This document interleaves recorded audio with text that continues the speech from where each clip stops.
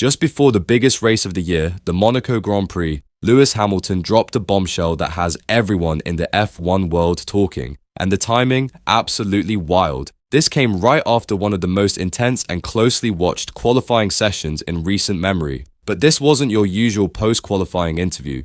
Hamilton didn't just talk about lap times or the car. He revealed a major communication breakdown inside Ferrari, something that could seriously cost them in the championship. Now, the entire F1 paddock is buzzing. The drama unfolded during the very first part of qualifying at Monte Carlo, where every split second counts and one small mistake can ruin your weekend thanks to the tight, twisty street track. As Red Bull's Max Verstappen came charging through the fast Massenet corner, fully focused and flying on what looked like a blistering lap, he suddenly found Hamilton slowing down in the middle of the racing line. At first it looked like a small mistake, but things got real when the stewards checked the team radios. Turns out, Hamilton was given wrong info by his own team. They told him Verstappen was already on a fast lap, but the details were off. That one mix-up could have huge consequences, and now Ferrari is in the spotlight for all the wrong reasons. As Hamilton pulled over to let Verstappen through, his engineer came on the radio again, this time saying Verstappen had slowed down. Trusting his team, Hamilton began speeding up and moving back toward the racing line.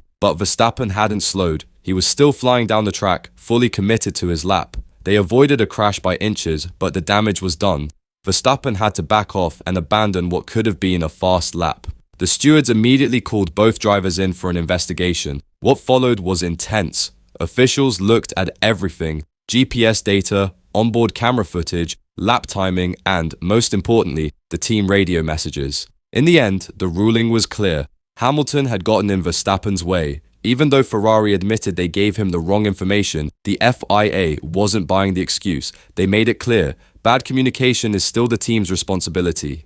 Hamilton was hit with a tough penalty. He dropped 3 places on the starting grid. That knocked him down from a strong 4th to 7th on a track like Monaco where passing other cars is nearly impossible.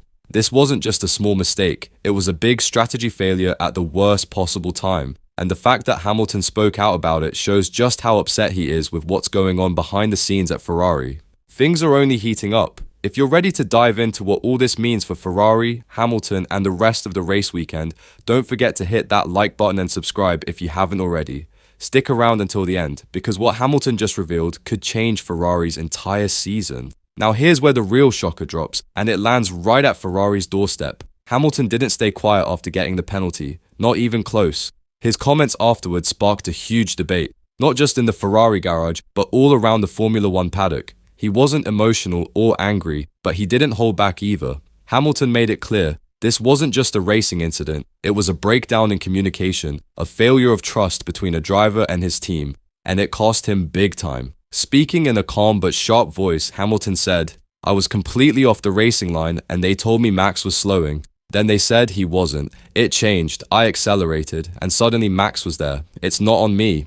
That one line, "It's not on me," is now echoing across the F1 world.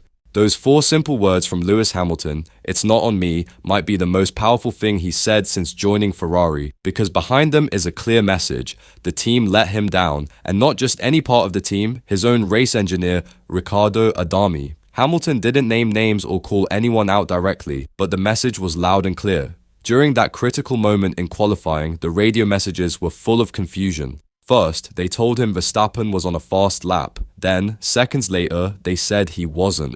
Hamilton trusted that info and made adjustments, only to end up right in Verstappen's path. Everyone saw it, the stewards, the fans, and most importantly, Hamilton. He didn't need to shout or lose his cool. The facts spoke for themselves.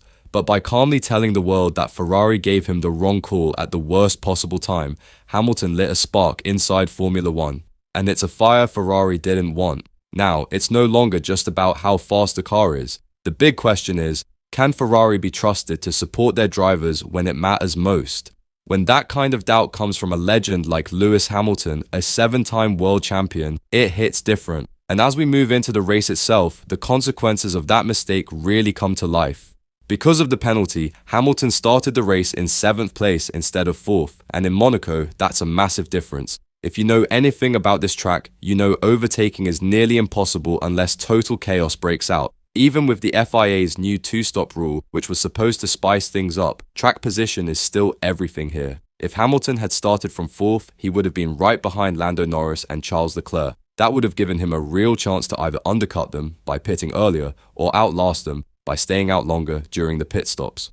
With his strong race pace, like we saw in Imola, he could have even pushed for 2nd place if the strategy worked out. But starting 7th, that window slammed shut before the race even began. Still, Hamilton drove like the champion he is. His race was clinical. He managed his tyres perfectly, stayed calm, and avoided trouble when the midfield started getting messy. But even with a flawless performance, Monaco didn't give him the space he needed. There just weren't enough chances to pass, and what was lost on Saturday couldn't be made up on Sunday. Hamilton crossed the finish line in 6th place, a result that sounds decent on paper. But if you looked at his face and the mood in the Ferrari garage, you could see the frustration. And honestly, who could blame them? This weekend was supposed to be a comeback story. The SF25 finally looked competitive. Through Monaco's tight, twisty corners, the car felt alive. The team made smart changes, tweaking the ride height and switching the rear wing, which gave Hamilton the confidence to brake later and push harder. For once, it seemed like Ferrari had delivered a car that could fight on a technical track like this. But it all fell apart because of one radio message, just one bad call, one moment of confusion, and suddenly, everything they had built unraveled. Even after the race, Hamilton's words carried a heavy tone. He said, "We need to trust the people around us to give us the right information when it matters. If that breaks down, everything else does too."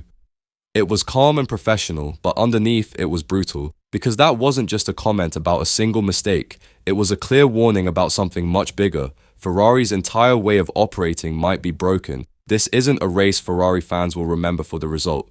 They'll remember it as the moment it became clear just how shaky things are behind the scenes. If a driver as experienced as Hamilton can't trust the data he's being given, something is seriously wrong. Lewis Hamilton didn't come to Ferrari just to drive fast. He came for a new challenge, a chance to make history. But now, it looks like he might have to rebuild more than just a car. He might have to rebuild the team itself. As we head into the next race, one thing is crystal clear. Lewis Hamilton isn't just driving the SF25 anymore. He's becoming the voice Ferrari might finally have to listen to. Whether this turns into a full-on championship comeback or just more internal drama, we don't know yet. But one thing's for sure, the rest of the Formula One world is watching very, very closely. And if Monaco gave us this much drama, just imagine what the next race could bring. Thanks for sticking with us until the end. If you found this breakdown insightful, don't forget to like the video, hit subscribe for more F1 stories that go deeper than the headlines, and tap the bell so you never miss an update. This season is just heating up, and the next chapter might be the most explosive one yet.